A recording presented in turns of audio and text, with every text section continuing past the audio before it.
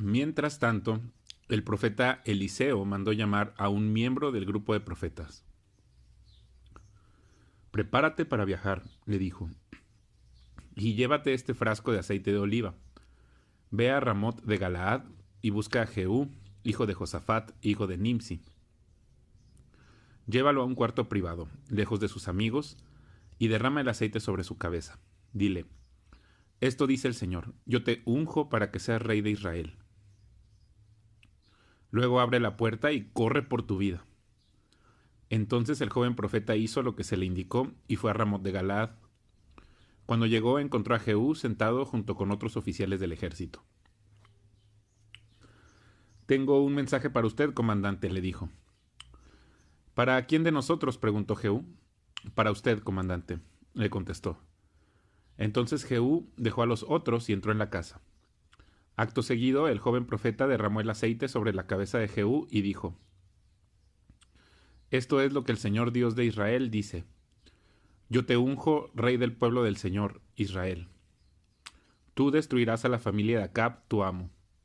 Así vengaré el asesinato de mis profetas y de todos los siervos del Señor a quienes Jezabel mató. Es preciso que toda la familia de Acab sea aniquilada. Destruiré a cada uno de sus descendientes varones, tanto esclavos como libres, en todo Israel. Destruiré a la familia de Acab, así como destruí a las familias de Jeroboam, hijo de Nabat, y de Baasa, hijo de Ahías. Los perros se comerán a Jezabel, la esposa de Acab, en la parcela en Jezreel, y nadie la enterrará». Enseguida el joven profeta abrió la puerta y salió corriendo. Jehú regresó a donde estaban los otros oficiales y uno de ellos le preguntó, «¿Qué quería ese loco? ¿Está todo bien?». «Ya sabes cómo parlotea un hombre de esos», contestó Jehú. «Estás ocultando algo», le dijeron ellos. «Cuéntanos». Entonces Jehú les contó. Él me dijo, «Esto dice el Señor, yo te he ungido para que seas el rey de Israel». Enseguida ellos tendieron sus mantos sobre las gradas y tocaron el cuerno de carnero mientras gritaban, «Jehú es rey». Entonces Jehú, hijo de Josafat, hijo de Nimsi, encabezó una conspiración contra el rey Joram. Joram había estado con el ejército en Ramot de Galaad, defendiendo a Israel contra las fuerzas del rey Hazael de Aram. Pero el rey Joram fue herido durante la batalla y regresó a Jezreel para recuperarse. Así que Jehú dijo a sus hombres, «Si ustedes quieren que yo sea rey, no dejen que nadie salga de la ciudad y vaya a Jezreel para informar lo que hemos hecho». Entonces Jehú subió a un carro de guerra y fue a Jezreel a buscar al rey Joram, quien estaba ahí acostado y herido. El rey Ocosías de Judá también se encontraba ahí porque había ido a visitarlo. Cuando el centinela de la torre de Jezreel divisó a Jehú y a sus acompañantes acercándose, gritó a Joram, «Una compañía de soldados se aproxima. Manda a un jinete a preguntarle si vienen en son de paz», ordenó el rey Joram. Así que salió un jinete al encuentro de Jehú y le dijo, «El rey quiere saber si vienes en son de paz». «¿Y tú qué sabes de paz?», preguntó Jehú. «Únete a nosotros». Entonces el centinela gritó al rey, «El mensajero llegó hasta ellos, pero no regresa». De modo que el rey envió a un segundo jinete, el cual cabalgó hasta donde ellos estaban y les dijo, «El rey quiere saber si vienen en son de paz». Y otra vez Jehú respondió, «¿Y tú qué sabes de paz? Únete a nosotros». El centinela exclamó, «El mensajero llegó hasta ellos, pero tampoco regresa. Debe ser Jehú, el hijo de Nimsi, porque conduce como un loco». «Rápido, preparen mi carro», ordenó el rey Joram. Entonces el rey Joram de Israel y el rey Ocosías de Judá salieron en sus carros de guerra a encontrarse con Jehú. Dieron con él en la parcela que había pertenecido a Nabot de Jezreel. El rey Joram preguntó, «¿Vienes en son de paz, Jehú?». «¿Cómo puede haber paz cuando la idolatría y la brujería de tu madre Jezabel están por todas partes?», contestó Jehú. Entonces el rey Joram, dando vuelta a sus caballos para huir, le gritó a Ocosías, «¡Traición, Ocosías!». Jehú tensó su arco y le disparó a Joram entre los hombros. La flecha le atravesó el corazón y Joram cayó muerto dentro de su carro. Luego Jehú le dijo a su oficial Bidkar: arrójenlo en la parcela que perteneció a Nabot de Jezreel. ¿Recuerdas cuando tú y yo íbamos a caballo detrás de su padre Acab? El Señor declaró este mensaje en su contra cuando dijo: juro solemnemente, dice el Señor, que en esta misma parcela le daré su merecido por el asesinato que vi ayer de Nabot y de sus hijos. Así que tírenlo en la propiedad de Nabot, tal como dijo el Señor. Al ver lo que pasaba, el rey Ocosías de Judá huyó por el camino que lleva a Bet Hagán. Entonces Jehú lo siguió gritando: dispárele a él también. Así que hirieron a Ocosías mientras escapaba en su carro de guerra en la cuesta de Gur, cerca de Ibleam. Pudo llegar hasta Megiddo, pero ahí murió. Sus sirvientes lo llevaron en el carro de guerra hasta Jerusalén, donde lo enterraron junto a sus antepasados en la ciudad de David. Ocosías había comenzado a reinar en Judá durante el año 11 del reinado de Joram, hijo de Acab. Cuando Jezabel, la reina madre, supo que Jehú había llegado a Jezreel, se pintó los párpados, se arregló el cabello y se sentó frente a una ventana.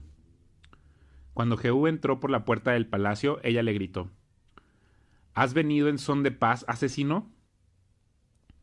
Tú eres igual a Zimri, quien mató a su amo. Jehú levantó la vista, la vio en la ventana y gritó: ¿quién está de mi lado? Entonces 2 o 3 eunucos se asomaron a verlo. Tírenla abajo, gritó Jehú. Así que la arrojaron por la ventana y su sangre salpicó la pared y los caballos. Y Jehú pisoteó el cuerpo de Jezabel con las patas de sus caballos. Luego Jehú entró al palacio, comió y bebió. Después de un rato dijo: que alguien se encargue de enterrar a esa maldita mujer porque era hija de un rey. Pero cuando fueron a enterrarla solo encontraron el cráneo, los pies y las manos. Cuando regresaron y le contaron a Jehú, él declaró: eso cumple el mensaje que el Señor dio por medio de su siervo Elías de Tisbé, quien dijo: los perros se comerán el cuerpo de Jezabel en la parcela de Jezreel. Sus restos quedarán desparramados como estiércol en la parcela de Jezreel para que nadie pueda reconocerla. Acab tenía 70 hijos que vivían en la ciudad de Samaria. Así que Jehú escribió cartas y las envió a Samaria, a los ancianos y funcionarios de la ciudad y a los tutores de los hijos de Acab. Les escribió: los hijos del rey están con ustedes y ustedes tienen a su disposición carros de guerra, caballos, armas y una ciudad fortificada. En cuanto reciban esta carta, escojan al más competente de los hijos de su amo, para que sea su rey, y prepárense para pelear por la dinastía de Acab. Entonces se paralizaron de miedo y dijeron: hemos visto que 2 reyes no pudieron contra este hombre. ¿Qué podemos hacer nosotros? Así que los administradores del palacio y de la ciudad, junto con los ancianos y con los tutores de los hijos del rey, enviaron el siguiente mensaje a Jehú: somos sus sirvientes y haremos todo lo que nos diga. No proclamaremos rey a nadie. Haga lo que mejor le parezca. Jehú respondió con una segunda carta: si ustedes están de mi lado y van a obedecerme, tráiganme a Jezreel la cabeza de cada uno de los hijos de su amo mañana a esta hora. Los 70 hijos del rey estaban al cuidado de los líderes de Samaria, en donde se les había criado desde la niñez. Cuando llegó la carta, los líderes mataron a los 70 hijos del rey, pusieron las cabezas en canastos y se las entregaron a Jehú, quien estaba en Jezreel.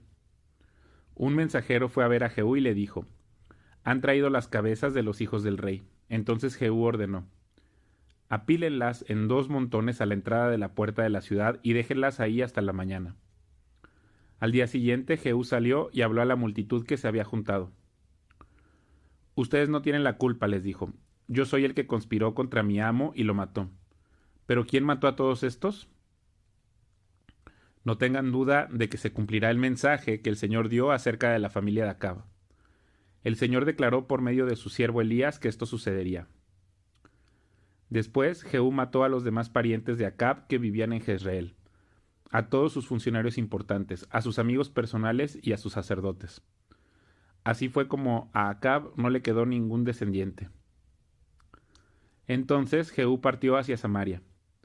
En el camino, mientras estaba en Bet-Eked de los pastores, se cruzó con unos parientes del rey Ocosías de Judá. ¿Quiénes son ustedes?, les preguntó, y ellos contestaron: somos parientes del rey Ocosías. Vamos a visitar a los hijos del rey Acab y a los hijos de la reina madre. Tráiganlos vivos, gritó Jehú a sus hombres. Así que los capturaron, 42 en total, y los mataron junto al pozo de Bet-Eked. No escapó ninguno. Cuando Jehú salió de ahí, encontró a Jonadab, hijo de Recab, quien venía a su encuentro. Después de saludarse, Jehú le dijo: ¿Me eres tan leal como yo lo soy contigo? Sí, lo soy, contestó Jonadab. Si lo eres, dijo Jehú, entonces estréchame la mano. Jonadab le dio la mano y Jehú lo ayudó a subirse al carro. Luego Jehú le dijo: ven conmigo y verás lo dedicado que soy al Señor. Y Jonadab lo acompañó en su carro. Cuando Jehú llegó a Samaria, mató a todos los que quedaban de la familia de Acab, tal como el Señor había prometido por medio de Elías. Luego Jehú convocó a una reunión a toda la gente de la ciudad y les dijo: la forma en que Acab le rindió culto a Baal no fue nada en comparación con la forma en que yo voy a rendirle culto. Por lo tanto, manden llamar a todos los profetas y a los que veneran a Baal y reúnan a todos sus sacerdotes. Asegúrense de que vengan todos, porque voy a ofrecer un gran sacrificio a Baal. Cualquiera que no venga será ejecutado. Pero el astuto plan de Jehú consistía en destruir a todos los que rendían culto a Baal. Después Jehú ordenó: preparen una asamblea solemne para rendir culto a Baal. Así que lo hicieron.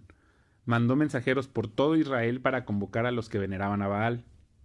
Asistieron todos, no faltó ninguno, y llenaron el templo de Baal de un extremo al otro. Entonces Jehú le indicó al encargado del guardarropa: asegúrate de que todos los que rinden culto a Baal tengan puesto uno de estos mantos. Así que a cada uno de ellos se le dio un manto. Después Jehú entró al templo de Baal con Jonadab, hijo de Recab, y les dijo a los que veneraban a Baal: asegúrense de que aquí no haya nadie que adora al Señor, solo los que rinden culto a Baal. Así que estaban todos adentro del templo para ofrecer sacrificios y ofrendas quemadas. Ahora bien, Jehú había puesto a 80 de sus hombres fuera del edificio y les había advertido: si dejan que alguno se escape, pagarán con su propia vida. Apenas Jehú terminó de sacrificar la ofrenda quemada, les ordenó a sus guardias y oficiales: entren y mátenlos a todos, que no escape nadie. Así que los guardias y oficiales los mataron a filo de espada y arrastraron los cuerpos fuera. Luego los hombres de Jehú entraron en la fortaleza más recóndita del templo de Baal y sacaron a rastras la columna sagrada que se usaba para rendir culto a Baal y la quemaron. Destrozaron la columna sagrada, demolieron el templo de Baal y lo convirtieron en un baño público. Y así quedó hasta el día de hoy. De esa forma, Jehú destruyó todo rastro del culto a Baal en Israel. Sin embargo, no destruyó los becerros de oro que estaban en Betel y en Dan, con los cuales Jeroboam, hijo de Nabat, había hecho pecar a Israel. No obstante, el Señor le dijo a Jehú: hiciste bien al seguir mis instrucciones de destruir a la familia de Acab. Por lo tanto, tus descendientes serán reyes de Israel hasta la 4ª generación. Pero Jehú no obedeció con todo el corazón la ley del Señor, Dios de Israel. Se negó a abandonar los pecados que Jeroboam hizo cometer a Israel. Por ese tiempo el Señor comenzó a reducir el tamaño del territorio de Israel. El rey Hazael conquistó varias regiones del país al oriente del río Jordán, entre ellas toda la tierra de Galaad, de Gad, de Rubén y de Manasés. El área que conquistó se extendía desde la ciudad de Aroer, cerca del valle del Arnón, hasta tan al norte como Galaad y Basán. Los otros acontecimientos del reinado de Jehú, todo lo que hizo y todos sus logros están registrados en el libro de la historia de los reyes de Israel. Cuando Jehú murió, lo enterraron en Samaria y su hijo Joacás lo sucedió en el trono. Jehú reinó en Israel desde Samaria durante 28 años en total. Cuando Atalía, la madre del rey Ocosías de Judá, supo que su hijo había muerto, comenzó a aniquilar al resto de la familia real. Pero Josaba, hermana de Ocosías e hija del rey Joram, tomó a Joás, el hijo más pequeño de Ocosías, y lo rescató de entre los demás hijos del rey que estaban a punto de ser ejecutados. Para esconderlo de Atalía, Josaba puso a Joás con su nodriza en un dormitorio. Por eso no asesinaron al niño. Joás permaneció escondido en el templo del Señor durante 6 años mientras Atalía gobernaba el país. En el 7º año del reinado de Atalía, el sacerdote Joiada mandó llamar al templo del Señor a los comandantes, a los mercenarios cariteos y a los guardias del palacio. Hizo un pacto solemne con ellos y los obligó a hacer un juramento de lealtad ahí, en el templo del Señor. Luego les mostró al hijo del rey. Joiada les dijo: tienen que hacer lo siguiente: una tercera parte de ustedes, los que están de turno el día de descanso, vigilarán el palacio real. Otra tercera parte de ustedes hará guardia en la puerta sur, y la otra tercera parte lo hará detrás de la guardia del palacio. Los 3 grupos vigilarán el palacio. Los 2 grupos que no están de turno el día de descanso guardarán al rey en el templo del Señor. Formen una escolta alrededor del rey y tengan sus armas en la mano. Maten a cualquiera que intente penetrar las filas. Quédense junto al rey, vaya donde vaya. Así que los comandantes hicieron todo tal como el sacerdote Joiada les había ordenado. Los comandantes se encargaron de los hombres que se presentaban para su turno ese día de descanso, así como de los que terminaban el suyo. Los llevaron a todos ante el sacerdote Joiada, quienes les dio las lanzas y los escudos pequeños que habían pertenecido al rey David y estaban guardados en el templo del Señor. Los guardias del palacio se ubicaron alrededor del rey con sus armas listas. Formaron una hilera desde el lado sur del templo hasta el lado norte y alrededor del altar. Entonces Joiada sacó a Joás, el hijo del rey, puso la corona sobre su cabeza y le entregó una copia de las leyes de Dios. Lo ungieron y lo proclamaron rey, y todos aplaudieron y gritaron: ¡Viva el rey! Cuando Atalía oyó el ruido que hacían los guardias del palacio y la gente, fue deprisa al templo del Señor para ver qué pasaba. Cuando llegó, vio al recién coronado rey de pie en el lugar de autoridad, junto a la columna, como era la costumbre durante las coronaciones. Los comandantes y los trompetistas lo rodeaban, y gente de todo el reino celebraba y tocaba las trompetas. Cuando Atalía vio todo esto, rasgó su ropa en señal de desesperación y gritó: ¡Traición, traición! Después el sacerdote Joiada ordenó a los comandantes que estaban a cargo de las tropas: llévensela a los soldados que están de guardia frente al templo y maten a cualquiera que intente rescatarla, pues el sacerdote había dicho: no deben matarla dentro del templo del Señor. Por eso la agarraron y la llevaron a la puerta donde los caballos entraban al predio del palacio y ahí la mataron.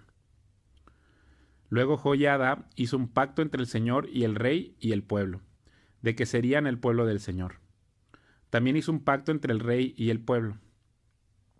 Así que toda la gente fue al templo de Baal y entre todos lo destruyeron.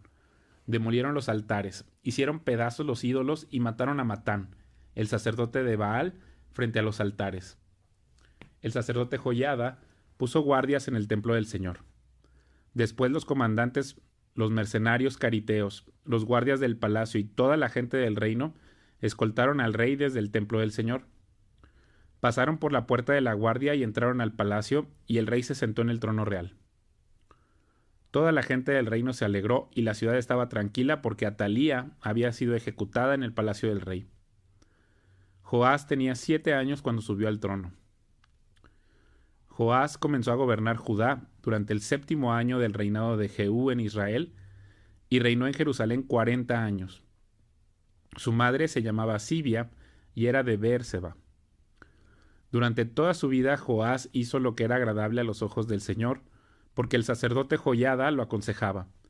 Pero aún así no destruyó los santuarios paganos y la gente seguía ofreciendo sacrificios y quemando incienso ahí. Cierto día, el rey Joás dijo a los sacerdotes: recojan todo el dinero que se traiga como ofrenda sagrada al templo del Señor, ya sea el pago de una cuota, el de los votos o una ofrenda voluntaria. Los sacerdotes tomarán de este dinero para pagar cualquier reparación que haya que hacer en el templo.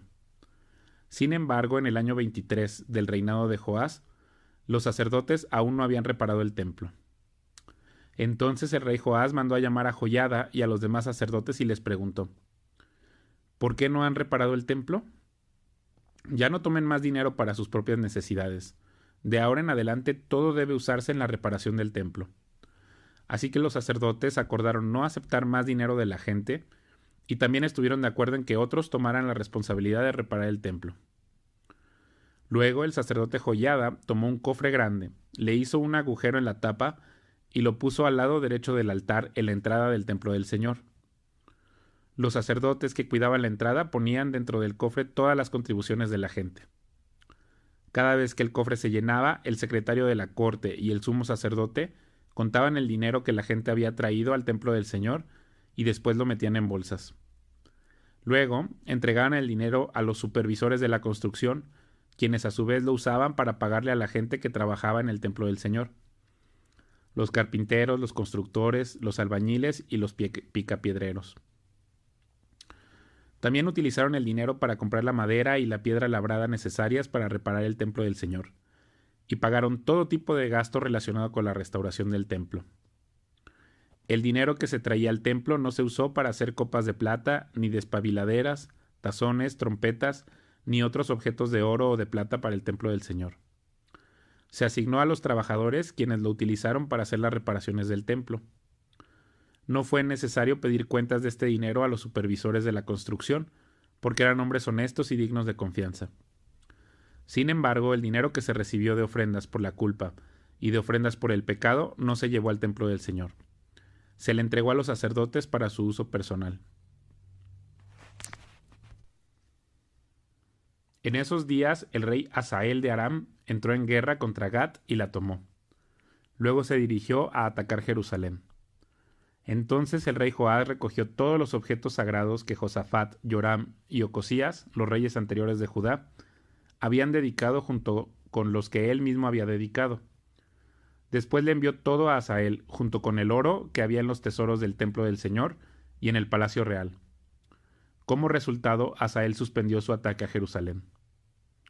Los demás acontecimientos del reinado de Joás y todo lo que hizo están registrados en el libro de la historia de los reyes de Judá. Ahora bien, los funcionarios de Joá conspiraron contra él y lo asesinaron en Bet Milo, rumbo a Sila. Los asesinos eran consejeros de confianza, Josacar, hijo de Simeat, y Josabad, hijo de Somer. Joás fue enterrado con sus antepasados en la ciudad de David. Luego su hijo Amasías lo sucedió en el trono.